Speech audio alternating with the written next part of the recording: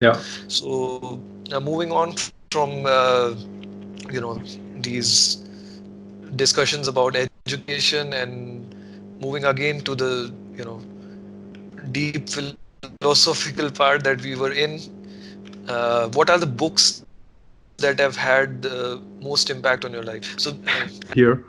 So the first one is a book by Mason Curry. It's in German, but I think the no, I forgot the English title now. I think it's something about daily rituals. Yeah, maybe daily rituals is the title. It's a great okay, little book. It started. I think it started out as a blog, and he collected information about uh, popular and famous people and how they structure their days and what their habits were.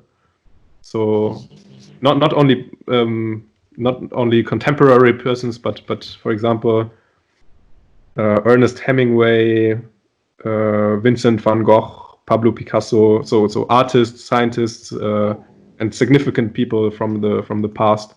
And he collected sort of everything that he could find about their daily lives, which is really interesting. I think that gave me a lot of stuff or food for thought. Another book that I think had a great impact on me was this one here um, by George Leonard. I think in English it's just called Mastery, and it's a book okay, about how you. I think he's a what was it? I think Aikido teacher, like this okay. combat sport or martial arts sport, and he outlines the process of becoming a master of a discipline and what pitfalls there are, and it's actually quite a deep book. Um, so it's not. Yeah, I think it's a great read, and I haven't read it in a while, but it just stuck out to me when I looked at it in my bookshelf, and I really liked reading it. Um, yeah, because you learn sort of the principles behind progressing towards a goal for a long time, and how to not get stuck, because sometimes I think um, there are certain things where you just stay at one level for a time because you don't push forward anymore, and it's I think I'm not eloquent enough to summarize it right now, but it's definitely a great read if you're trying to stick with something for a longer time. Yeah, these recommendations are like really interesting because I mean you selected the books from which you can derive something to implement in your life. So the first book that you were talking about was about daily routines, rituals, and bringing a structure to your life. And then the second one was again about uh, when you're pursuing goals, how to be persistent with them.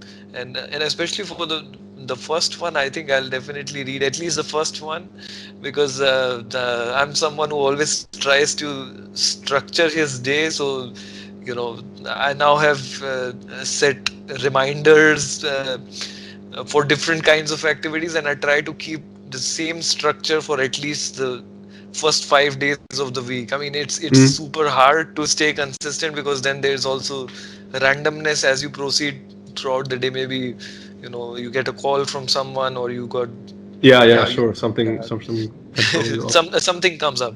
But Are you then I still are you try still to doing this morning thing where you get up early and the Wim Hof breathing thing. yeah, right. Yeah. It's part of my ritual now, and I think it's the most amazing thing ever. So because when you start your day, then after meditation, I practice this Wim Hof breathing technique, and this is so it kind of gives you a sense of high. It energizes you because you're breathing deeply and then holding your breath for around 1 minute. Uh, and yeah, so essentially this holding of the breath and releasing it suddenly after that would create a sense of high. I don't know how the science Mhm. behind how it works, but you feel really amazing in the morning, and I think it's a really good way to start your day. Before You have to try it, man. you have Yeah. to try it. I mean, this is like something I cannot describe in words. Yeah, yeah. I This is recently something watched a really, video where there was like tape of someone who experienced that for the first time, and he's like also yeah, a very skeptical person, and he really had this effect of yeah, almost like yeah, a yeah, high, and I yeah. found that really interesting. It's exactly a high, and this Wim Hof guy, I think he's from Netherlands or Yeah, yeah, something. I I think think he's so. from Netherlands. Yeah. Yeah, the Iceman. And then sorry. I think he's also called the Iceman, right? He's also known for. Yeah, exactly. He's also the guy who recommends taking cold showers, and Yeah, yeah, yeah. he does really extreme stuff like going naked into the icy region. So that's really extreme. But what he recommends is taking the cold showers. I think you must have also tried cold showers, right? Yeah, I did. I did. And for a time, it was really easy for me. Like at first, obviously not. I'm actually trying it at the moment. I try to get back into it. Yeah. I'm so far I'm only legs and arms, but I think I can progress. Yeah, it's quite hard actually, but in a way you kind of train your mind to do hard things, because when you do it every day, then you're forcing yourself to go out there and do it.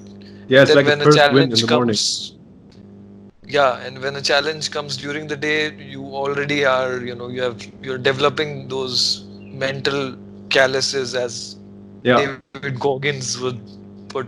yeah, yeah, yeah. Yeah, Yeah, that I guy mean, is crazy. yeah, these crazy guys, but I think there's quite a few things that we can learn from these people. Mm.